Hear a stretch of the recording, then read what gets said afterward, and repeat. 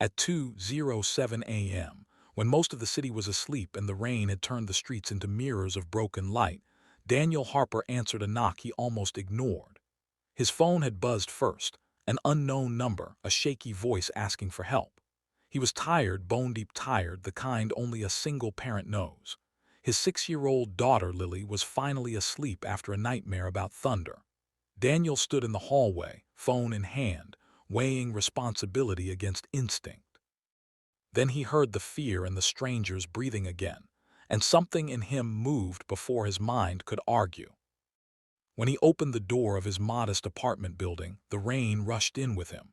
He grabbed his jacket, texted his neighbor to keep an ear out for Lily, and drove toward an address he barely recognized. The city felt hollow at that hour, traffic lights blinking to no one, sirens distant and unconcerned. He told himself he was only going to make sure everything was fine.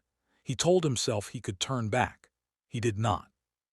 The house was enormous, all glass and iron gates, standing like a fortress at the edge of the river. Daniel parked beside a luxury car with a shattered window and stepped out into the rain. A woman stood on the stone steps, barefoot, hair plastered to her face, wearing a red dress that looked out of place in the storm. She hugged her arms around herself like she was trying to stay whole. "I'm here," Daniel said gently, raising his hand so she wouldn't be startled. "You called." She looked up, eyes wide and shining. "You actually came."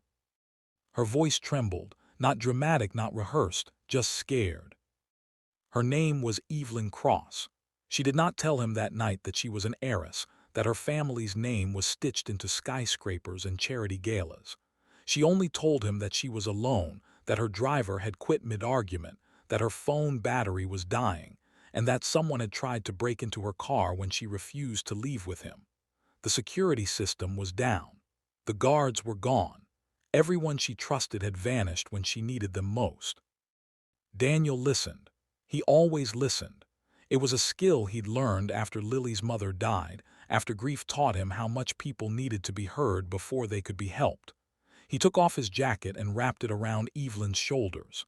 She flinched at first, then relaxed, like someone finally allowed to breathe. They went inside. Daniel checked doors, windows, corners. He moved with the quiet confidence of someone who had once been a firefighter before life changed course. He made tea in a kitchen larger than his entire apartment, hands steady, voice calm. Evelyn watched him as if she were seeing a language she had never learned but always wanted to speak.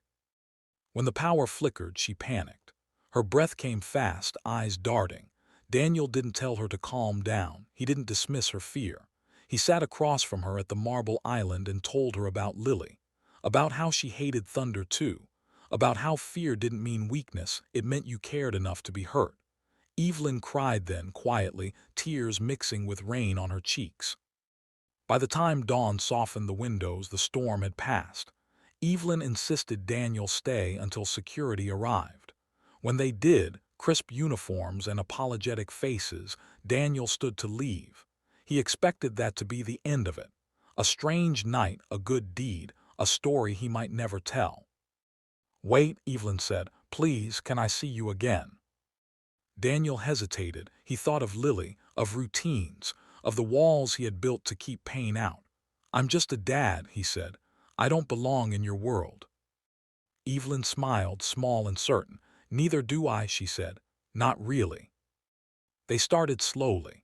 Coffee turned into dinners. Dinners turned into walks with Lily, who eyed Evelyn with suspicion until she learned Evelyn could braid hair and listen without interrupting. Evelyn learned how to sit on the floor and play pretend. Daniel learned that wealth could be lonely, that being surrounded by people did not mean being seen. The challenges came quietly at first. Evelyn's family disapproved. They sent articles about Daniel's past, questioned his intentions, whispered about motives. Daniel felt the weight of judgment in rooms he had never been invited into before. He pulled away, afraid of being a liability, afraid of hurting Lily if the world decided to punish them for loving someone powerful. Evelyn faced her own battles. For the first time, she said no to expectations. She canceled engagements, stepped down from boards, chose simplicity over applause. It cost her relationships she thought were unbreakable. She learned that courage was not dramatic. It was waking up every day and choosing honesty even when it hurt. The breaking point came when a scandal broke. A reporter twisted the story of that night, painted Daniel as an opportunist who targeted a vulnerable woman. Cameras followed him to Lily's school. Words became weapons. Daniel packed a bag, ready to disappear, ready to protect his daughter by sacrificing himself. Evelyn found him in the doorway, suitcase at his feet. "Don't," she said. "Don't decide for me." "This is my fault," Daniel said. "You don't deserve this." Evelyn took Lily's hand. "Love is not clean," she said softly. "It's worth the mess." She stood in front of the world and told the truth. About fear, about kindness, about a man who showed up at 2 a.m. with nothing to gain. The noise faded, not all at once, but enough. Years later, Daniel would still wake up before dawn, still pack lunches, still worry. Evelyn would still carry the weight of her name, but they would face it together. Not because of money or rescue or fate, but because one night in the rain, a stranger answered a call when it mattered. And that, they learned, was how love began. Not with fireworks, but with showing up.